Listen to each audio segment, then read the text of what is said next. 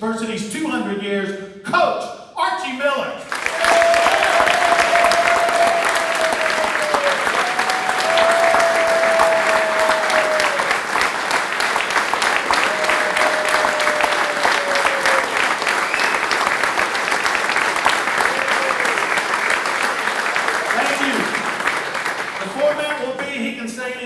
To do, but we're going to have 2 roving mics out here.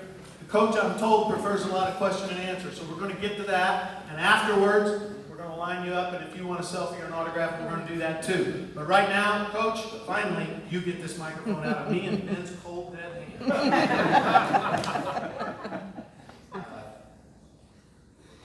Thank you, Pat. And number one, it's awesome to be here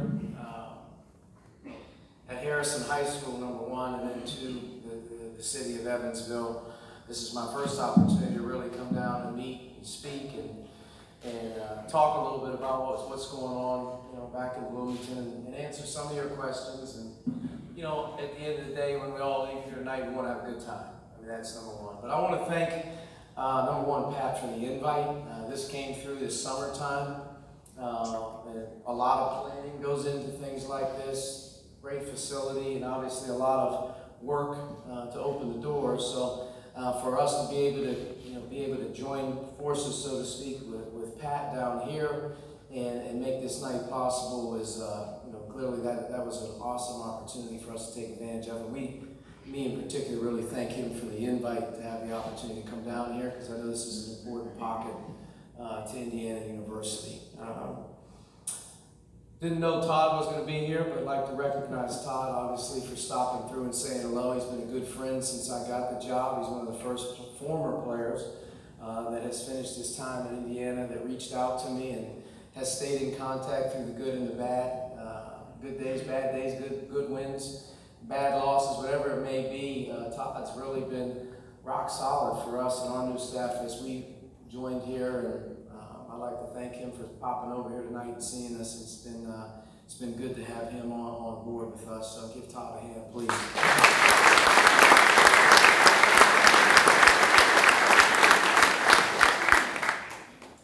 I would start by saying this is a great time of year. IU, Bloomington in general, got kicked off on Monday with our first day of classes. What that means for us is team meetings and getting organized for our preseason program, like everybody's getting ready to do. You put together that grandmaster scheme and plan, and by the time we get to Wednesday, it's all shit and it's a complete mess. So hopefully we can get through tomorrow and we won't have to rearrange and redo everything that we worked the last 3 months on putting together, but that's usually how it happens. But in all seriousness, we have a good group. We have a group that is going to have to do things in a certain way to be successful. We have to have a group that really maximizes a lot of areas. One is unbelievable togetherness, chemistry, which is a key to every team, but this team in particular has a chance to be really connected if we work hard at it. I think the second thing is, obviously from a basketball perspective, we're going to play a unique style with these guys, a little bit different than we've been able to play here, because we have some versatility with a lot of different types of guys. We have a bigger team, which is going to be unique to coach. But I think we have to work hard at that here in the fall and putting together a plan on both sides. And then just our off-season approach. We have a shorter time in college basketball we used to have back in your time, Todd. I'm sure we started practice, around October, and you had about 8 weeks of straight misery and conditioning. Now, we're about 4.5 weeks from the start of college basketball, so it's really sped up. And so our plan has to be organized. And we started today. We really did. We got together this morning for a couple things to talk about. We were on the floor for the first time as a group this afternoon. Got done, came down here, so it's fresh on my mind what we have. And it's just a good time of year. Being on campus right now, if you're familiar with our campus in 2019-20 as we head into this year, it is one of the most spectacular college campus settings that you can be a part of. We're very, very fortunate and blessed on that campus. If you walk on those grounds, if you're involved at any level on any part of that campus, as a student, as a parent, as an alum, you name it, you have to come away impressed. It is a beautiful place to be. especially for young people. And that's what makes us so excited. Not only do we have an unbelievable tradition and facilities and unbelievable basketball community to sell, we also have one of the best college campuses and college towns in America to sell. We have the best of both worlds, and you combine that with the power of the degree. You know, we really, to me, have a very powerful, weapon at our disposal, and that's what we've tried to do. I think, in general, the team that we have has bought into that. You know, I think when you sign up for the right reasons and you come to a place for the right reasons, good things tend to happen. And each one of our guys that's there right now is there for the right reasons. They're there because they love the school, they love going to school there, they're pursuing their degree. Basketball's basketball. That's obviously very special. A lot comes with it. And those are the positives that young people sign up for. But it's also when you're done. It is an amazing network. You're remembered forever, and you can always come back. And that's the power of the group that we have right now. You know, we've had a chance to recruit some classes. I think our second recruiting class will finally take the floor of this season, which is basically Trace, Jackson Davis, Armand Franklin, and Joey Brunk. Those three guys will add to our core returners. But you know, those guys are the ones that we've recruited probably the longest now. We've had more than a year to recruit them, and now as we've gotten our feet on the ground and started to learn what works and what works for us and how Indiana needs to be built, it needs to take guys that do that want to be at the university for the right reasons, that love the tradition, that aren't afraid of it, and at the end of the day want a place they can call home. They don't want to be here for short amounts of time. They want to be able to come back all the time, which we had a great opportunity this weekend. You know, we partnered up this past weekend with Victor Oladipo, and Vic came into town from Friday to Sunday, and we ran what we called a fantasy camp, which was for 35-year-old men and older. And we actually had a few young women in the camp as well that came in and competed. We had about 40 participants in our first year that paid money to come in and get coached by Victor, Brian Evans, our staff, our current players were on campus. And it was really, really unique and cool to see everybody together, but it was really cool to see all the people who came from everywhere from California to Florida to North Carolina to come to this camp to play in Assembly Hall and be coached by Brian Evans or Victor. It just started to really resonate with me how powerful the place is. It's something that we're going to get going, but I called David Bailey. I called a few guys that they asked to stop into the camp, and some guys could make it, some couldn't. And I made a call to Calvert Cheney. And I called Calvert, and I said, Calvert, we're having this camp this weekend, this fantasy camp. And it would be great if you could just pop over and say hello to the people if you walked in Assembly Hall during this camp. It would mean the world of difference. And he said, well, I got this golf outing in Cincinnati I've been doing for about 10 years. And I'm kind of busy. But he said, what's the date on that? And I said, it's coming in on Friday through Sunday, whatever. If you just, even if you pop in on your way to Cincinnati, just say hello to. And he made the time to spend 60 minutes on the campus on his way to Cincinnati just to stop in and help and say hello. And he was also very adamant that the place that I was at was his hometown and his high school.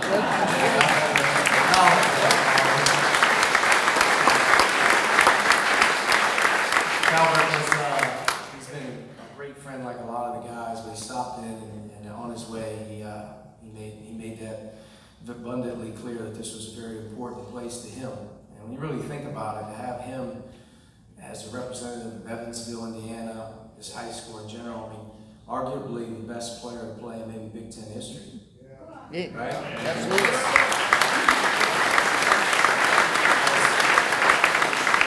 We've got all kinds of things going on, Todd. Next time you're on campus, you'll get to sign this special former player wall that's cut out of the state of Indiana. And I think Victor and Calvert signed it together. And then Brian Evans was coaching in the game. I said, Brian, you got to come in the locker room and sign this thing. And he said, all right, well, what is it for? And I said, look, any former player that comes in here and has a chance to sign this thing and put their name, it's going to go up in the locker room and it'll be good. We have two. And he goes, I'm going to sign right under my favorite all-time Hoosier. And he was signing under Calvert's name. And I said, really? That's your favorite all-time Hoosier? He goes, yeah. He goes, if I didn't have to chase him around for my freshman year when I redshirted, he said, I would have never become the player that I was. I had to chase them all around, so then when I got to play offense, I knew exactly what to do for the rest of my career. I said, that was what you did? He said, yeah, I was a redshirt freshman. He said, I got to chase around Calvert Cheney all day long off these screens. And he said, basically, when I got on offense, I would just run guys all around just like he did. And it became really easy for him. But it was good to have those guys' perspective and have them back. And that's part of it. I mean, that's part of it. You get asked the question all the time, what's it like to be the head coach at Indiana? It's simple. You have a big, long list, decades worth of people that have contributed a lot that you are the caretaker of.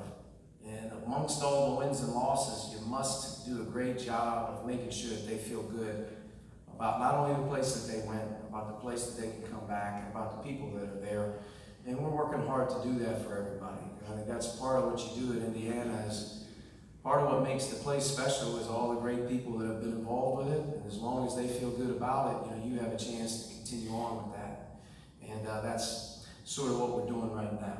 I would say this season that we're coming in, the 1920 season, our schedule's probably out. I'm sure you guys see it. It'll be another very difficult non-conference, especially as we head into December. In this day and age, with all the contractual games that you get, once you hit December 1st, you're pretty much going from December till March with every game that you can imagine in terms of a high major game. And our schedule's built for the numbers, it's built for the tournament. But I think this year's will be really challenging. Florida State and the ACC Big Ten Challenge at home will be very difficult. Florida State, renowned for their size and athleticism here recently.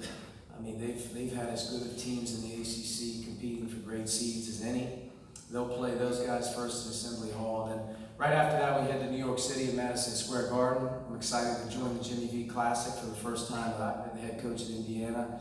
It means a lot to be a part of the Jimmy V Classic. On Jimmy V week, we'll play UConn, which is a great brand game. Maybe a road game in Madison Square Garden for us, so I like that. And as we come back off of that, now the annual 2-game Big Ten season starts in December. So right away, we go to Wisconsin. So we'll be at Wisconsin in Madison to start in December. I think when we're done with that one in Madison, we come back and Nebraska at home on a Friday night. And then Notre Dame, Crossroads, be a great environment in there. What a special event that is to play in. Play Notre Dame, and then Christmas break starts, and then we'll finish up our non-conference a little different this year as we head into Big Ten play, but we're going to have Arkansas at home, which was a great home and away series for us to be able to get Arkansas to play right before we lead in to the new year college. So that's December, and then as we get into Big Ten play, I think everybody knows what that consists of.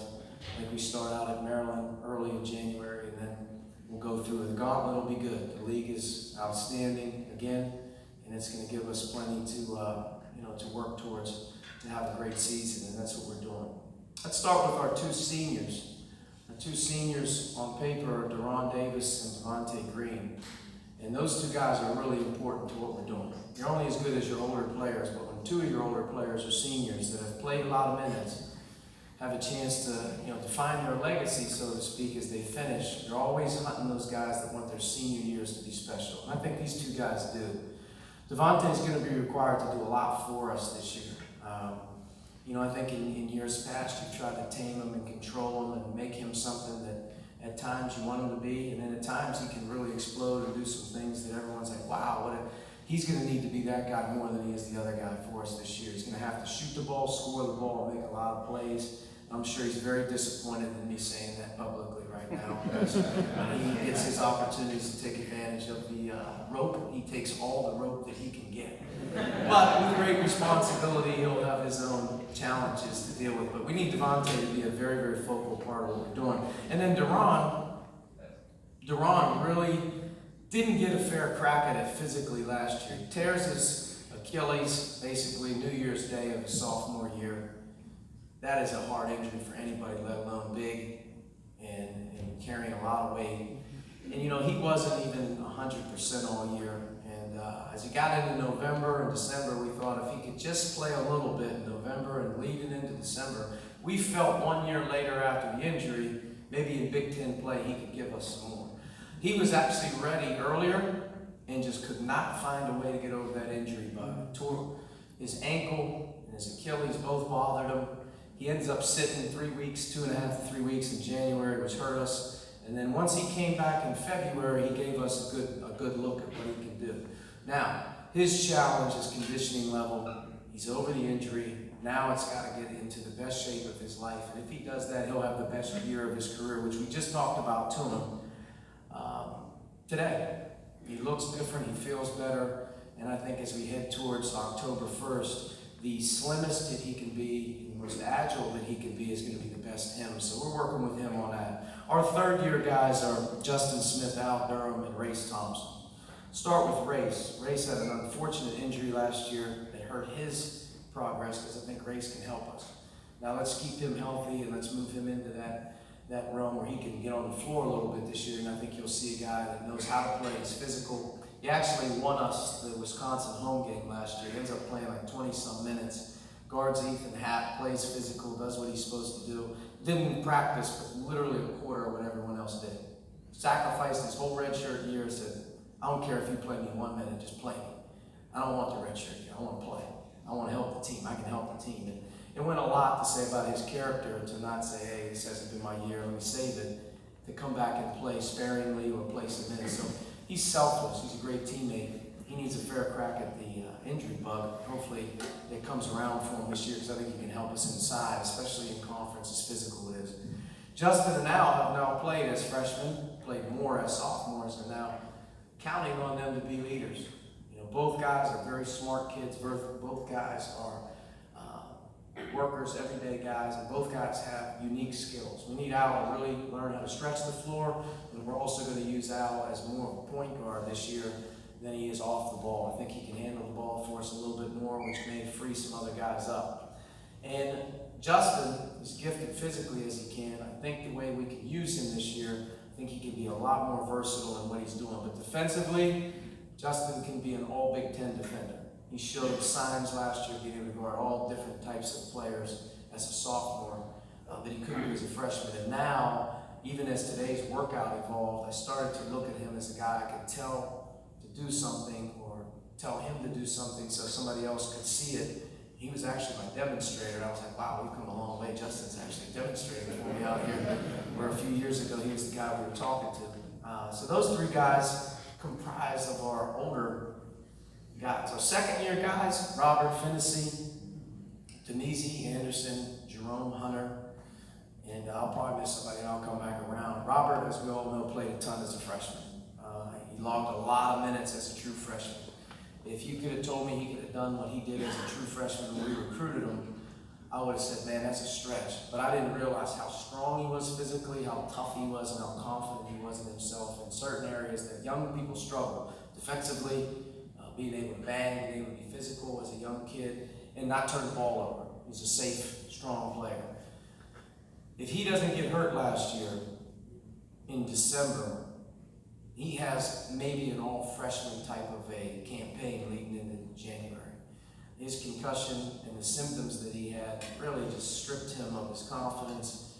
He had to work really hard to get back. He got back at the end of the year physically, but when you struggle with your confidence shooting and you struggle with some of the things that he had going for him early, it's tough to get it back, and he fought through it, but he's now going into that second year with all those minutes and all that experience. You hope that he's looked upon as a veteran guy. The other two guys, Denise, although going through his freshman year, went through all the hard ups and downs, didn't see much of the fruits and success on the floor as maybe he had hoped, but he's prepared a lot more as a sophomore to step in and play. He's one of the strongest players on our team.